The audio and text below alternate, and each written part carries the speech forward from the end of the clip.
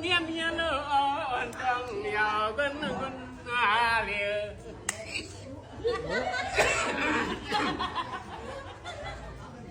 เว้ย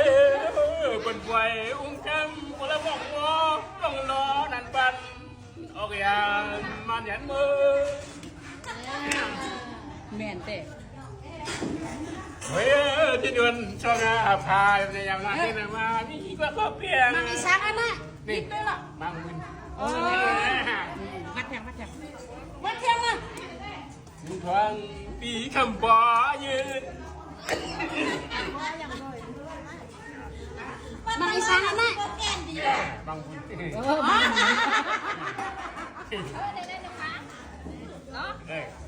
ลูกไหลน้ำนะไหวลีเนาะยาปานบนเป็ดกว่าจะหันเลี้ยงพร้อมไหมลีทอมันจะหันยังน้องอยู่บ่คุกเจ้าไล่หมอน้องก็เร็วขึ้นวันน้องเอ้ยตั้งอยู่มือมีเล่าตาใจ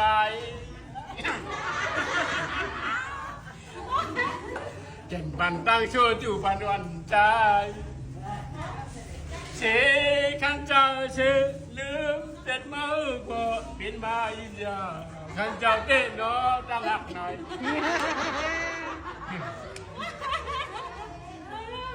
มันเป็นของหลานนะครับมันก่อนนะคนห้องนั่งคนนั่งปุ่นฟังกว่าลุงจับรวมยินกว่าปันมายินไอบอกความยังปันตั้งเชื่อจู่ปันก่อนใจ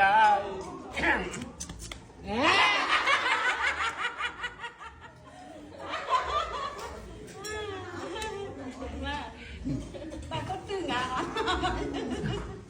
กำมันกำมันกุ้งใช่เมามันกุ้งใช่มันก็มันปุกเลือจงหมดใช่เมามันโม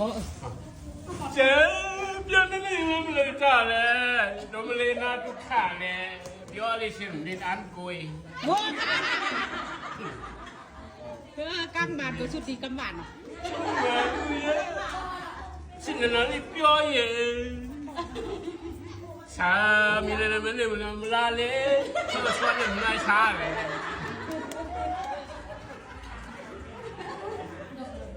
ตาไม่เอาเลยนะมันลีลาอยู่บ้าเชนี่นมาลีลาเย่ยอนี่นะมาลอยน้ำกัดมันเลยอ่องเมย์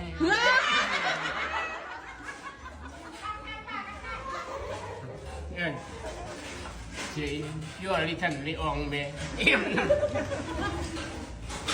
น้องในจังเฮ็ดเจียงยาว